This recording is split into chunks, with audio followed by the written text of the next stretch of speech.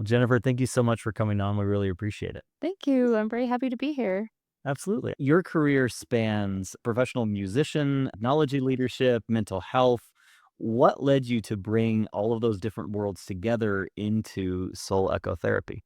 Oh, yeah. It's kind of funny. I think it was the perfect storm of opportunity and then just passion, of course. I feel like I found my ikigai, it's the Japanese term for what you love, what the world needs, and what you could also get paid for. So it's this beautiful, lovely diagram of a good place to be. And my passion for mental health has been lifelong as well. And it was a way for me to be able to work in the field, to use my technology background to help organize and support the need of everybody really. With mental health, if you think about it, people are the ultimate project. We are always trying to find a way through this world and everything that we end up having to go through. As you mentioned, my music background, I have a doctorate in music and I sing opera. That's my love for just music and what it really means to be human. That's pretty much how I got into the whole field. Based out of Phoenix, Arizona. I work in partnership with Doc Hypnosis, and I really love being here and helping people. That's incredible. So you often talk about the connection between sound and the nervous system and healing. What do most people misunderstand about the role that sound can play in mental healing, especially? Oh, definitely. I think a lot of people tend to not understand how much it can reach you and how quickly, and that you can access this field of music, of sound, of resonance and vibration.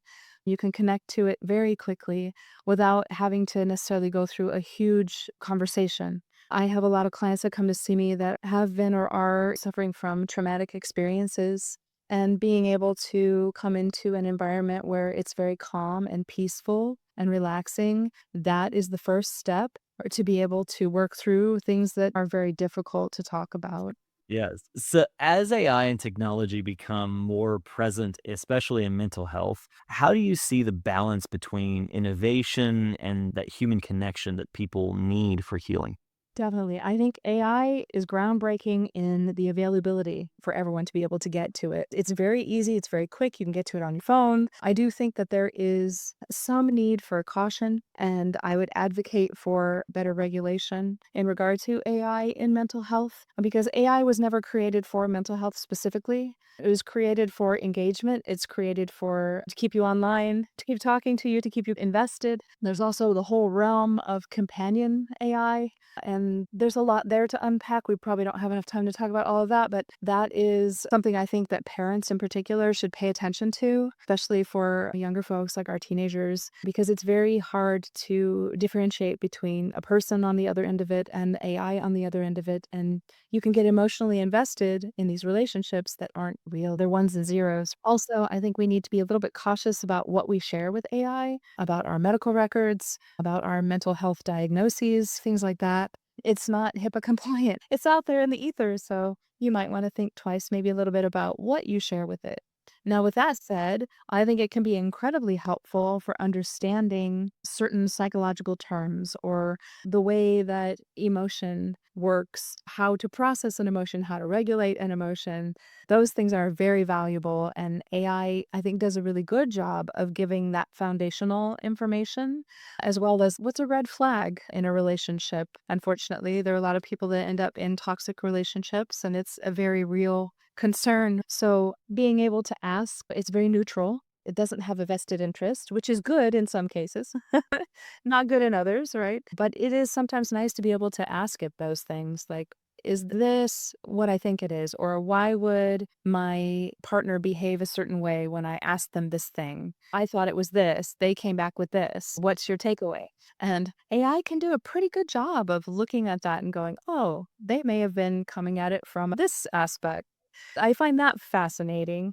But again, I would encourage people to just look a little bit deeper. AI can't hold space for you.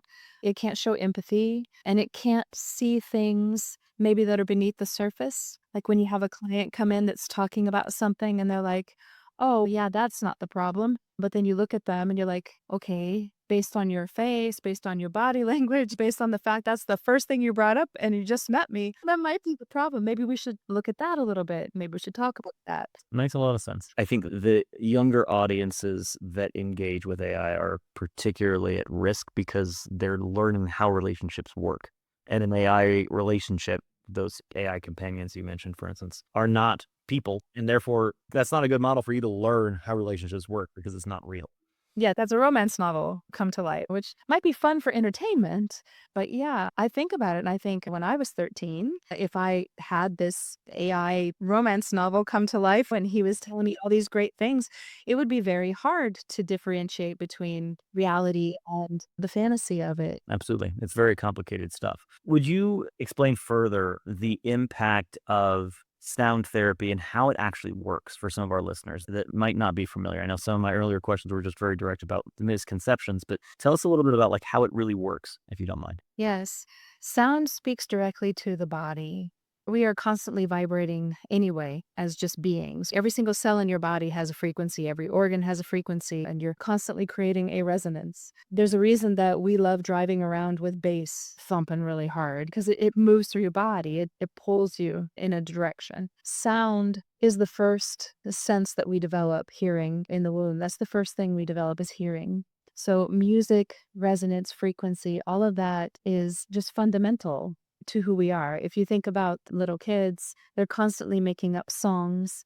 It's just part of who they are, and it's in our DNA. We're dancing, we're making up songs, and all of that is instrumental into your growth and your development as a person. But in regard to mental health, we are inundated with so much stimulus from our phones, from Slack messages, from emails, from IMs. It's just constant. We don't really have a chance to slow down, and our nervous system can get stuck in that kind of heightened state. And after a while, it's very hard to remember what it feels like to kind of dial it down a little bit. And clinical sound therapy in particular can create that space, that feeling of just calm where you can breathe again.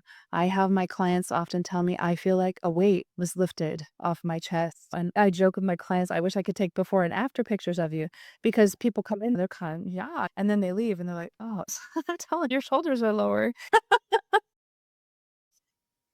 You can see the very physical change. And then with my practice, I also combine clinical sound therapy and hypnotherapy together so we can work with the subconscious to get the change that you're looking for. So it's not a replacement for cognitive behavioral therapy, but it definitely is a way for you to get a shift much quicker and less time spent on the past and where you were. It's where are you now? Where do you want to go? Let's get you there. Let's help you move. Let's help you change and shift. And our nervous system loves predictability. So I tell my clients there's three things. There's noticing the behavior that you're stuck in and maybe you want to change. There's noticing when it's happening. So you can go, oh, it's happening right now. And then the third thing is here are other options. So cultivate those other options so that you can change your pattern. You can change the loop and make it different. We have clients that come to us for smoking cessation, for example. It's not just about the smoking. What is it giving you? What do you need? And then you can give yourself other options and you can stop smoking. I love that. Thank you. I appreciate it. So I think last kind of question on our end, because we're a marketing agency that specializes in mental health care, we have to ask a couple of marketing questions. And so the first one is because you have such a unique service, how do you gain your clients right now? We do a lot. I have a website. I do a lot of social media. I do blogs and all of that. I have LinkedIn. I've got TikTok. I've got Instagram. Like anything I can be on, I'm on to be able to generate leads and interest. Also, guerrilla marketing. My car is wrapped. So I have a big singing bowl on the hood of my car and it's really cool looking. And then it says soul ecotherapy. And so I'm a driving billboard as well. Anywhere, anytime I can talk to anybody about what I do. And my partner, he does hypnotherapy and he runs Doc Hypnosis. We're partners together. It's his company, and Soul Ecotherapy has moved under that umbrella too. Then we can offer more services to our clients, but he'll wear shirts that say, ask me to hypnotize you. This starts a conversation. That's part of what we do. I love it when clinicians use more guerrilla type marketing. I think fun, interesting things is what people actually engage with. It just needs to be fun and interesting. We also do a live radio show every Saturday. at 11 a.m. on KFNX. We take those 2 and make them into a podcast. That's another thing that we do. It's called Hypnolife. Very nice. So I guess the next question then is, what is one marketing strategy or tactic that you all are considering or just watching very closely in the marketplace? Oh, we just recently implemented an AI chatbot to help so that if people come to the website and have questions after hours, they can talk to Luma. And then also, if they want to book a consultation, they can book with her directly, which is really cool. Very cool. How is it working so far? If you don't mind sharing with the whole universe. It doesn't bother me at all. I think that we're getting more traction. She's still relatively new on the site. And then the more people, I think, realize that she's there, I think the more traction she'll get. But I like her. We also went the extra little mile to make some of her responses a little more tailored. So she's a little more than just a bot going, "Hi, I'm a bot." And she's connected to Claude, I think. So that's also nice. Very cool. Thank you so much for joining us, Jennifer. I appreciate you sharing some of your insights and doing some of the great work that you're doing for your patients. Oh, great. It was my pleasure. I'm so glad to join you today.